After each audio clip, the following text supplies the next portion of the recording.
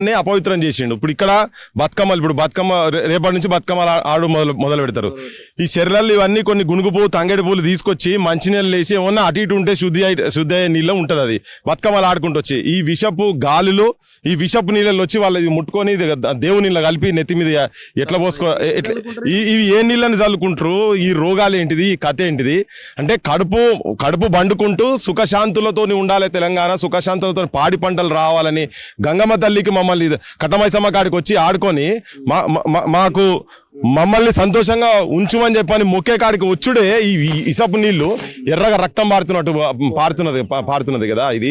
So ఇది తీసుకొచ్చి ఏం పూజలు చేస్తారు, ఏం చేస్తారు? ఇప్పుడు నేను ఏమంటున్నా అంటే క్లియర్ గా ఈ గవర్నమెంట్ ముఖ్యమంత్రి, నేను రిపీటెడ్ గా ఎందుకు ముఖ్యమంత్రి అంటున్నా అంటే ఆయన మూసి అని మాట్లాడుతున్నాడు కాబట్టి, మూసి సుందరీకరణ అని మాట్లాడుతుంది కాబట్టి స్ట్రైట్ గా డైరెక్ట్ ఇప్పటికే రక్తం లెక్క నీళ్లు పారుతున్నాయి. నువ్వు అనేది ఆగు, లేకపోతే ఎట్రో వంతున్నది ఆగిపోయి నీ మంత్రులు ఎవడన్నా వచ్చి ఇక్కడికి వచ్చి కూర్చొని ఈ నీళ్లు తాగుర్రి.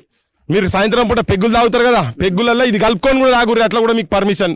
ఓకే, అదనే చేసుకోరు, అది ఆ పనన్నా చేయండి. అది ఏది చేయకుంటే మాత్రం దీన్ని అయితే వెంటనే ఆపాల్సిన అవసరం లేదు. ఇంకోటి ఏంటంటే కూడా వచ్చి బతుకమ్మ ఈ నీళ్ళు చల్లుకోవాలి. అదే ఎమ్మెల్యేలు అందరూ ఇడికే రావాలి, మంత్రులు ఎమ్మెల్యేలు క్యాబినెట్లు ఉన్న వాళ్ళందరూ ఈడికి వచ్చి వాళ్ళు ఈడ బతుకమ్మలు ఆడి ఈ నీళ్లు తాగాలి, ఈ నీళ్లు నెత్తి మీద చల్లుకోవాలి.